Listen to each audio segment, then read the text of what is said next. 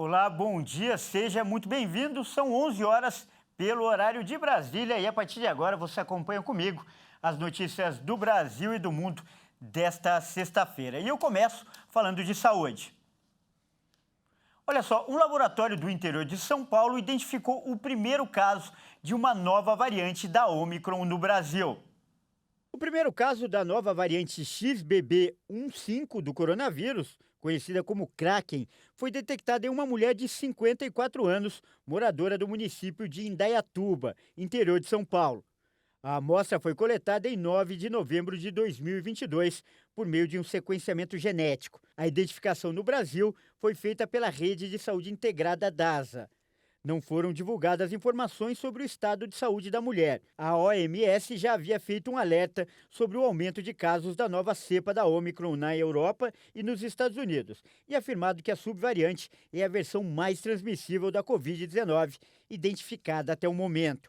As variantes mudam de nome de acordo com as alterações adicionais que vão desenvolvendo, como a transmissibilidade ou mudanças em pontos chaves que fazem com que o vírus escape da resposta imunológica ou do uso de anticorpos no tratamento. A Organização Mundial da Saúde afirmou que a XBB.1.5 já foi encontrada em mais de 25 países. Em novembro, o Brasil negociou com a Pfizer 34 milhões de vacinas bivalentes contra a Covid-19, que protegem contra a cepa original e também variantes. As remessas finais devem chegar até o fim de janeiro. E ainda sobre esse assunto, vários municípios brasileiros sofrem com a falta da vacina contra a Covid-19. Em Belo Horizonte, capital de Minas Gerais, as doses de Coronavac e Pfizer pediátrica acabaram.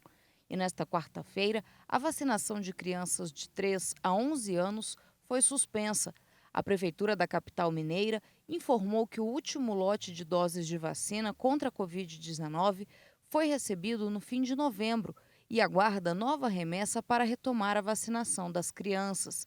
A vacinação de bebês e adultos não foi afetada, pois ainda há doses de Pfizer e Pfizer Baby. Em Botucatu, no interior de São Paulo, apenas crianças com comorbidades estão sendo vacinadas. O município aguarda o recebimento de novas doses para ampliar o público de vacinação. No Rio de Janeiro, a prefeitura vai suspender a vacinação a partir de amanhã.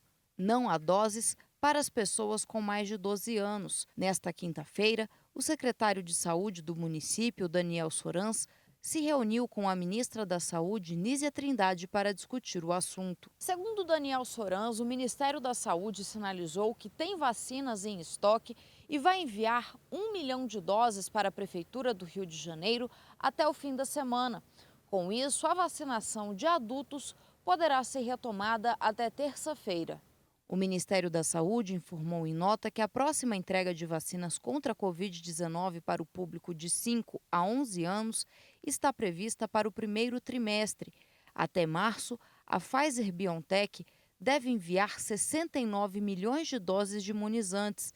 Um novo acordo foi firmado entre a farmacêutica e o Ministério da Saúde em dezembro e garante 50 milhões de doses ao longo de 2023.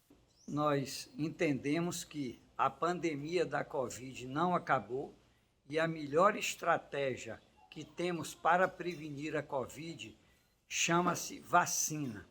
Portanto, é muito importante que as pessoas todas que estão habilitadas a serem vacinadas o façam, porque a vacina é a melhor estratégia de se prevenir casos graves e mortes.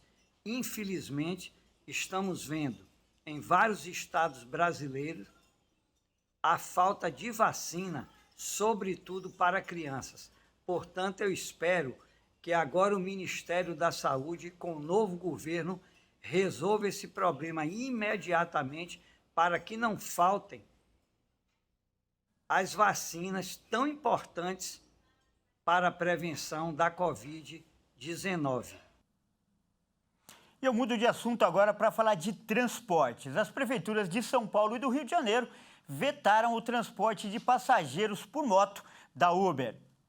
A Prefeitura de São Paulo notificou a empresa e pediu a suspensão do serviço, alegando que o transporte de passageiros por motocicletas não é regulamentado na cidade. Já o prefeito do Rio de Janeiro, Eduardo Paes, sinalizou que vai se movimentar para suspender o serviço também. Pelas redes sociais, o prefeito da capital fluminense escreveu: "Nem tentem por aqui".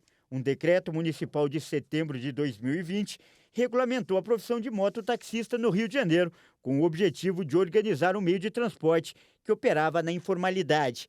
A gestão municipal acusou a Uber de visar somente o lucro, sem se importar com as devidas contrapartidas aos trabalhadores e órgãos públicos. Em nota, a Uber informou que o serviço de mototáxi está previsto na Política Nacional de Mobilidade Urbana, que regulamenta o transporte individual privado de passageiros e que não faz distinção quanto ao tipo de veículo. Além do uso obrigatório de capacete, a Uber informou que oferece o seguro em caso de acidentes pessoais para os condutores e passageiros. E olha só, um estudo mostrou que metade das geleiras do planeta estão condenadas a desaparecer devido às mudanças climáticas. Um trabalho publicado pela renomada revista Science oferece as projeções mais precisas até hoje sobre o futuro de cerca de 215 mil geleiras. E o prognóstico não é bom. O estudo diz que metade das geleiras da Terra estão condenadas a desaparecer até o fim do século devido às mudanças climáticas. Os autores da pesquisa alertaram para a importância de reduzir as emissões de gases do efeito estufa a fim de limitar o degelo e o consequente aumento do nível do mar. O trabalho se concentrou em analisar o efeito direto de vários cenários de aquecimento global. Mais 1,5 grau, mais 2 graus, mais 3 graus e mais 4 graus Celsius nas geleiras para orientar melhor as decisões políticas. Se o aumento da temperatura for de apenas 1,5 grau acima dos níveis pré-industriais, a meta mais ambiciosa do Acordo de Paris, 49% das geleiras do mundo desaparecerão. Uma perda como essa representaria 26% da massa total de gelo do planeta. Nesse cenário, os pesquisadores estimam que o nível do mar subirá 9 centímetros, um aumento ao qual se somará o derretimento das calotas polares. De acordo com os cientistas, regiões com relativamente pouco gelo, como os Alpes, o Cáucaso, os Andes ou o oeste dos Estados Unidos, perdem quase todo o seu gelo até o fim do século, independentemente de qual for o cenário das emissões. Se a temperatura subir 4 graus Celsius, o pior cenário previsto, as maiores geleiras, como o Alasca, serão as mais atingidas. Desapareceriam 83% das geleiras do mundo, o que equivale a 41% da massa total de gelo, e o nível do mar subiria 15 centímetros. No momento, o mundo caminha para um aquecimento de 2,7 graus, que levaria a um degelo quase total na Europa Central, no oeste do Canadá, nos Estados Unidos e até na Nova Zelândia. Bom, e essa edição fica por aqui. Eu agradeço pela sua companhia e convido a continuar ligado em nossa programação. Até mais!